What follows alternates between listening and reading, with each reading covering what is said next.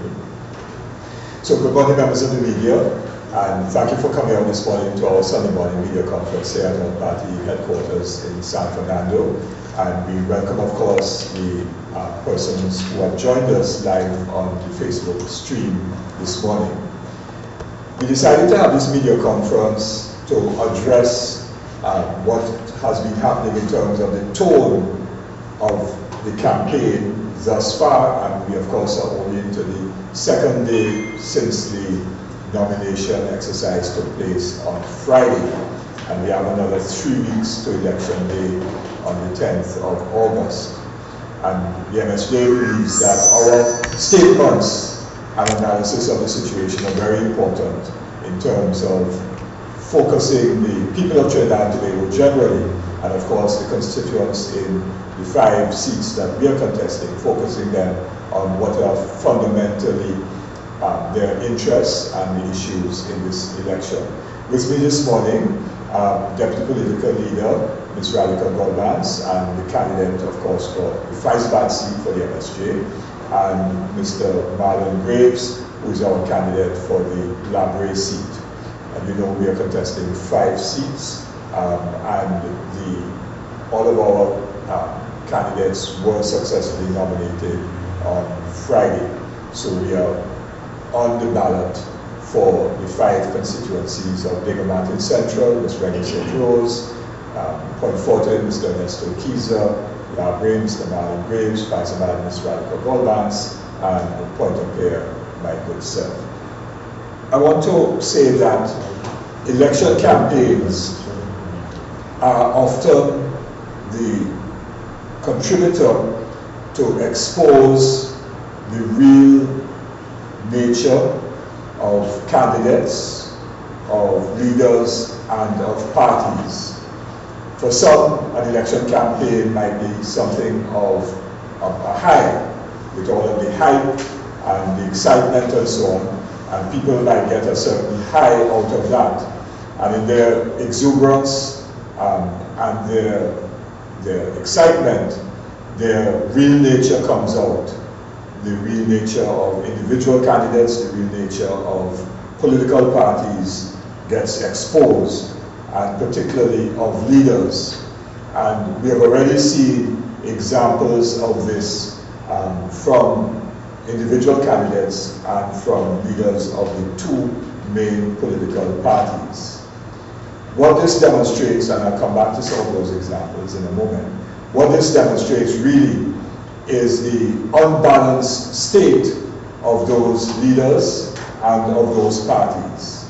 And they have demonstrated, therefore, their lack of balance, their lack of clear thinking, their lack of the ability to rise above very narrow concerns in an effort to win votes. So these leaders and parties and candidates are trying to win the election by any means possible.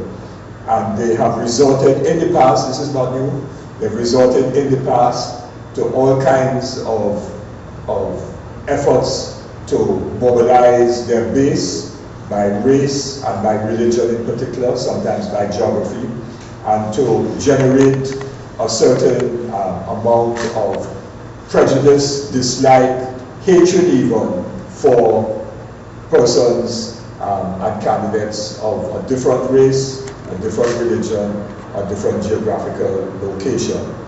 I myself have heard from people across the spectrum as I've walked in Point of Pear, various comments being made which have no basis in truth whatsoever, purely based on propaganda from one party or the other, which propaganda has been pushed into people's minds to get people thinking in a particular way.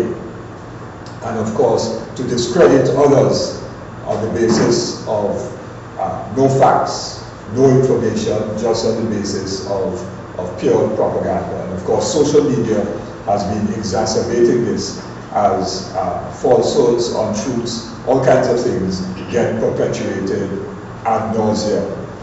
I, for example, heard the candidate for the UNC point appeared, say on one television program, and I came on immediately after. I was being interviewed immediately after him on the same television station, same program, saying that that I was a major player in the closure of Petrotrade, which statement was absolutely false, has absolutely no truth in it whatsoever. But statements like that then get propagated by the party activists, and that information gets disseminated, which is absolutely false and has no truth in it whatsoever.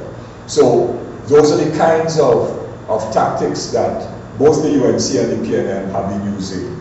And we warn against and say that such acts of using appeals to race, whether inadvertently said or otherwise, appeals to race and references to race, references to gender, appeals to religion and religious organizations and so on, all of those are not good for the general politics of Trinidad today. They don't advance the country, and all they do is to divide the country.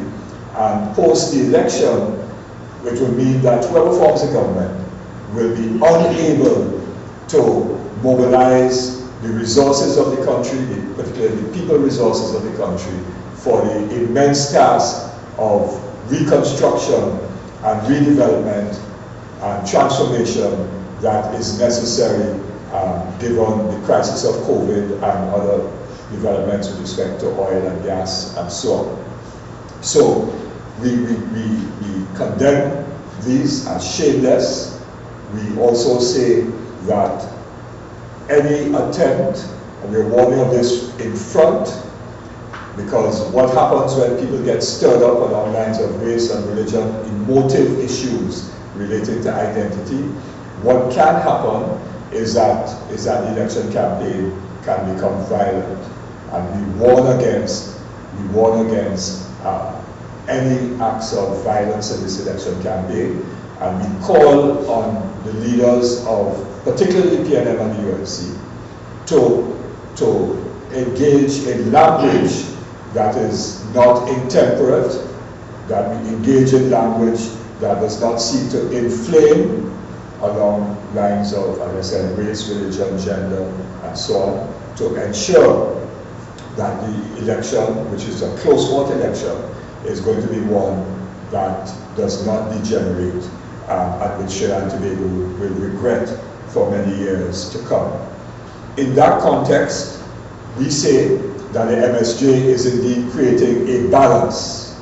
We are indeed creating a balance, because we are not focusing at all on those things. That's not our politics. That's why our politics is resonating in the hearts and minds of many people as we walk in the various constituencies in which we are campaigning. Because we are balanced, we are creating a balance, we are focused on the issues.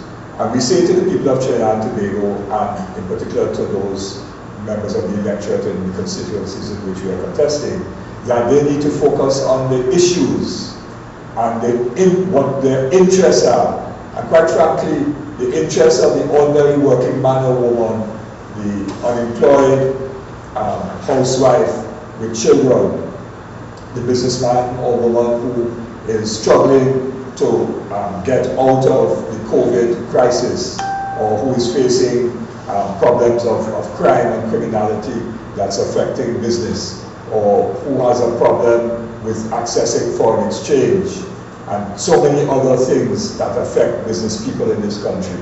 And I said, the ordinary worker who is living from payday to payday can barely make ends meet when the week comes or the month comes, as the case may be. All of those people, you really need to focus on what your interests are.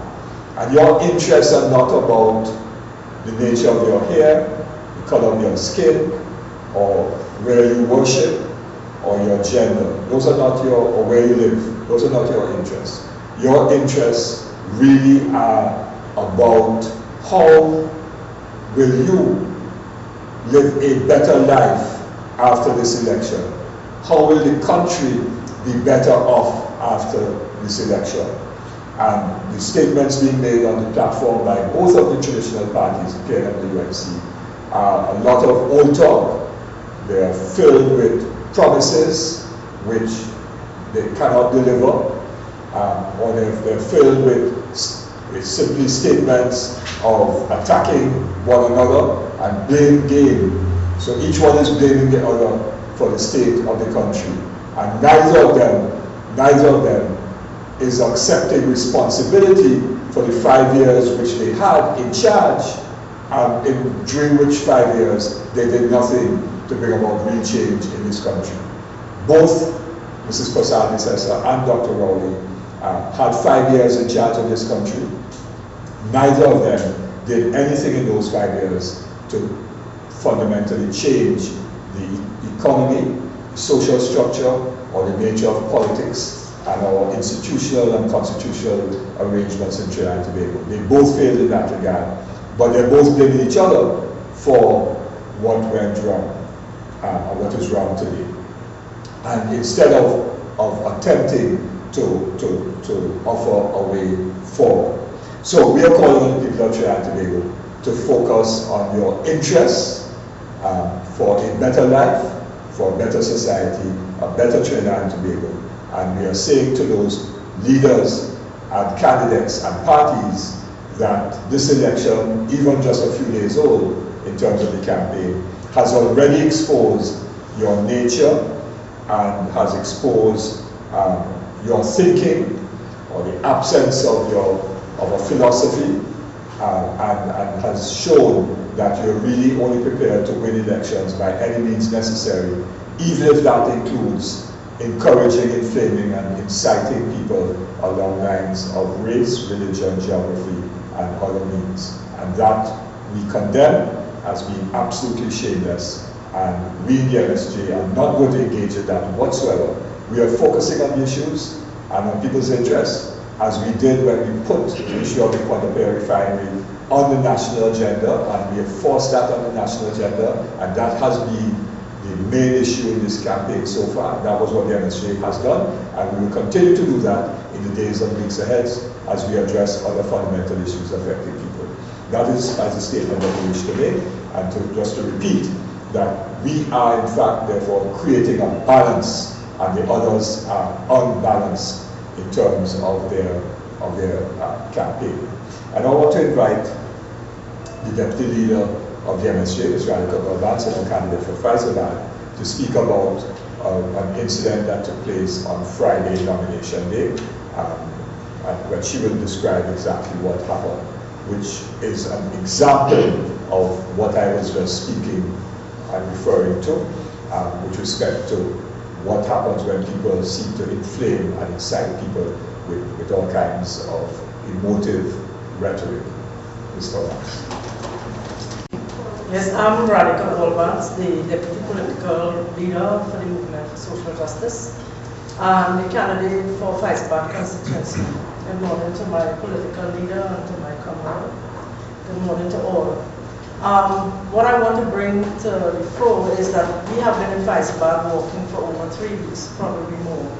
And it has been very welcoming. As I said, a lot of people know me. I know a lot of people in the Faisaland area because of my involvement as a worker, as a business person, person who goes to church, belong to a religious organization.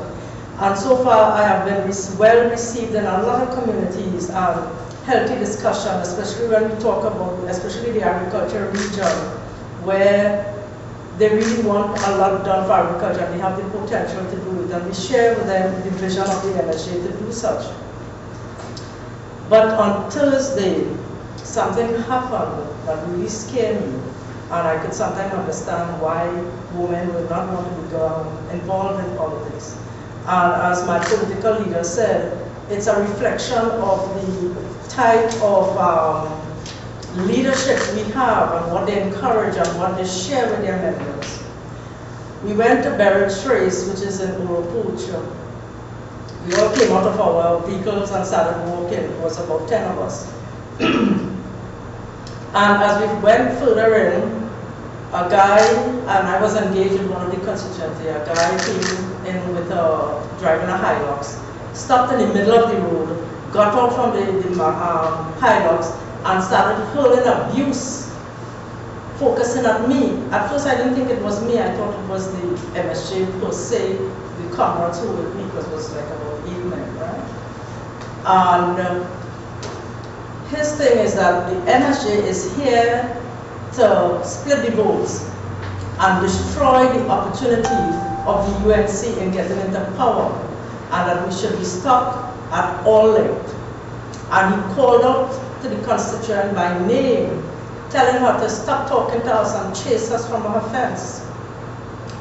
But because he was occupying the center of the road, he created a traffic jam, so people started honking their horns. He got back into his vehicle and left. We proceeded along. And as I went further in, there was another home, a little, you know, those houses that just a drop from the road. And it was a big shed, it had a lot of people in it, and they invited me in. It was about 8 persons, and one of them recognized me as a former teacher, so the discussion got healthy and so on. And I had one of the members with me, his name, we call him Sir Mark, because he loves knowledge, as he said, he searched for knowledge.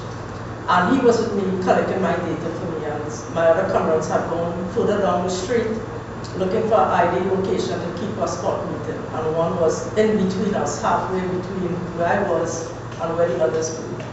And the guy came back, past all the other comrades on the street, came back and stopped alongside the fence where I was, called out to the people there and telling them to get rid of me, chase me out of there, we are not good. We come to destroy the UNC, we come to mash up the party and spoil the chances of getting into government. And they were telling him hush up, and I was like, why is this man so bent on being so destructive and abusive? So anyway, it was so loud, I started to kind of get disoriented, and I said, well, I thanked them, but the time was up in any case. And I said, Matthew will finish taking the information for me, like data they want to share with us, and I left. So I went up the incline. He was parked just like 3 feet from the fence. So I either had to go around his vehicle to get onto the road to go in my direction, or pass between him and the fence. So there was just about 3 feet. So I decided I would pass there. And in passing, he grabbed onto my hand and jerked it and said, if you want me to vote for you all, you have to give me $300 like the UNC. And to tell you the truth, I had real self-control, because I would have let him have it, honestly. I'm capable of that when I get angry, when I'm abused. I do not abuse people. I'm very respectful, and he was very much out of place. But I asked for compassion and patience, and I just jerked my arm away and I walked off. I went to the police, I made a report at Faisabad, and then they referred it to Oropuch. Oropuch asked me to go to the doctor to see if there was injury and so on. I said, no, I just want this man to be warned and an apology from him, because I do not deserve to be treated like this. No one deserves to be treated like that who is trying to serve their country. And as my good leader said, it comes down to leadership. In the MSJ, there's never anything like abuse or even discrimination sexually. The men will make coffee for me. My political leader will ask me if I want a cup of tea. The guys would open the door for me. They would bring water for me. Any one of the women. There isn't a gender issue in MSJ. And there's great respect, even greater respect for women. Now, I know if some of my comrades had seen that incident, I know what would have happened, because of how protective they are about their members and the women in their organization. And I want to appeal to everyone, whoever you are, talk to your friends and your neighbors. Let us do this thing the right way, with respect and with honor and with dignity. This is our country, we all belong here. And at the end of the day, it's performance we're supposed to be voting on. Not party, not race, not gender, but it's performance. What do you want? Do you want to continue in this stream of abject economic depression? Faizabad is in a mess. Santa Flora is a ghost town. Palo Seco is there. My comrade here from Labra will tell you, I am from that district. I understand what goes on. And yet these people are there being aggressive to you because you are talking development of your community. And I don't want to harp too much on the UNC, but last night on Facebook, I saw a clip of the UNC engaging with the Commissioner of Police over some music trucks in Chaguaramas area. And the hostility that was displayed there was uncalled for.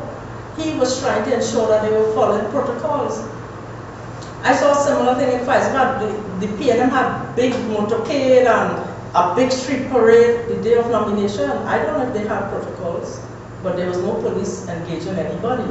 So my thing is, we as Trinidadians, all of us want the same thing, what is best for our country. But you cannot put your party first, and definitely race should not be an issue. This is my appeal to the electorate going forward. MSJ is about progress, is about development, and we want to create that balance, and we want to create and develop our country to the best we can. Thank you. That's right. That's it. Right. Any questions? This person, our party, it seems as though, is it somebody you recognize? No, I don't know the gentleman, but I don't know that man at all. When it so happened that when I went back from the police and they were asking me all this question, I went back to my comrades and I asked, let's discuss it. And I realized one of them took a photograph of him on the first occasion because we all sort of close when he was doing his ramajane in the road. And they took a photograph of him, so we have a photograph of him. And then one of them said they know him. His name is Ram Logan. So he's from that area, from that very trace. So, but his target was me, because he passed all the comrades on both occasions. But he knew I was the one engaging. So he came at me because he saw me as a threat to the UNC in Faizabad. You said that you spoke to the police about the incident. Did they charge anybody? No, they asked me if I wanted to go that route, which means I would have had to go and seek medical attention and all of that. I said, no, I want this man to know his place and that he cannot accost people like that, regardless of gender. This is not what it is about. He has no right to my body. That is how I see it. And he must be told that way. Have you sought any sort of counseling? No, but the night, when that happened the night I couldn't sleep. And when I speak about it, I feel very emotional. Because I've never found myself in an abusive relationship, either physically or mentally. So this is a new one for me. And for a stranger to walk off the street to do me that, it was really nerve-wracking. And leaders of these two parties need to appeal rather than play into these sort of discrimination and prejudices that they are practicing out here. Will you be hiring any private security or anything going forward? Well, we have a lot of men that work with us on the streets. It's purposely designed like that. To have more guys work with us and fewer females for that same reason. So they are now looking at us not being too casual. That the camaraderie in the community is not going to be that easy as where we have been before. But the police in Radhaka told me clearly, do not allow this to happen again. The next time anything like that, call them and they will send a patrol. They even asked me if I want police escort when we are going out. And I found that was really admirable of them. And I said, I don't think it's necessary at this stage, but if anything close to that happen again, we will surely go. Radhaka, this election, as David said, it could become very, very nasty or dirty. In this would you be continuing on your mission, or would you withdraw from your mission? I'll answer you that with a discussion I had with a PNM advice about yesterday. He said, how could you be in MSJ for so long, a party that has no money, and a party that cannot give you a contract or a job, And I say it's based on principle, it's based on integrity, it's what I believe, and I do not wish to compromise that. I do not back down easily. I would retreat and pull my thoughts together and go again. That is the kind of person I am. That guy, I had time to think it through, and he need to apologize to me. But if you go continue, I mean, there will be hostility, there will be tension. If it continues, I mean, you as a female, would you be pulled out of the race? I have been on a state board, a P&M state board once, where it's 11 P&Mites and 1 MSJ. It wasn't easy. I didn't back down. I brought that board to its knees on several occasions with its own members. We are negotiators. We are not aggressors. I will not back down.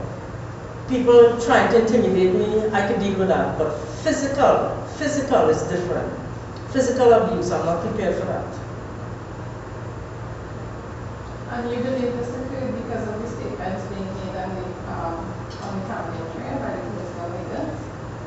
Political leaders send messages all the time to their members. They listen to what their leaders say and they follow based on that.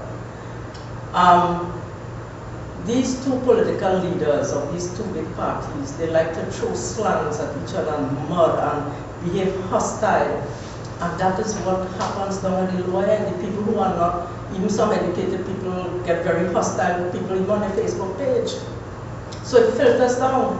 You cannot give me one example of hostility by an MSJ member on Facebook or in reality.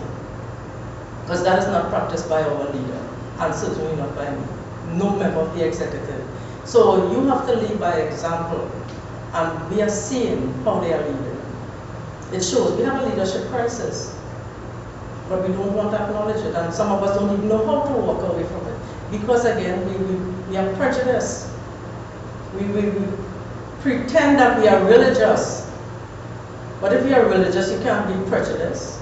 The two doesn't go together, so I just have a problem dealing with that. I came from a Hindu home, became a Christian, and I'm never hostile to anybody of any other religion or race. All religion tells you the same thing, to love one another, honor your parents, and so on. So I don't know how you can be religious and still be hostile or prejudiced.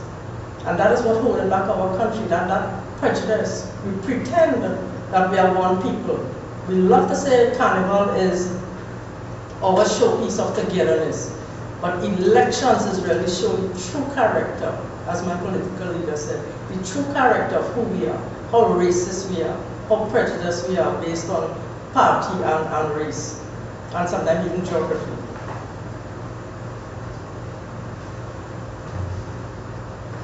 I'll just add one more comment and then that's it. The fact that this man said to Ms. Gualbance, quite apart from all the other issues which he addressed very, very clearly, said that the MSJ is splitting votes in Faizabad and could cause the UNC to lose the seat.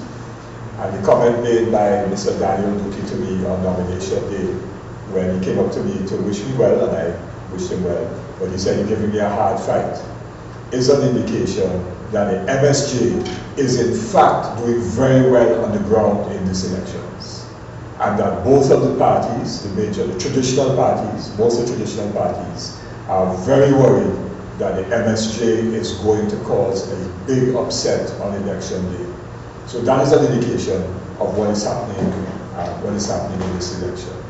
And that's all I would say, because our message is resonating with constituents across the ethnic lines, across all those lines. People are resonating with what we are saying about the fact, quite apart, that we need change, that we need justice, we need to create a balance, and that the MSJ is the party to achieve that and to do that.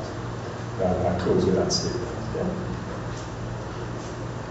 Thank you very much for coming, and thank you very much, Radhaka, for describing all that happened and expressing it as well as you can. Yeah. Marlon, thanks for being here. I know we didn't get a chance to discuss elaborate, but your presence here is very important.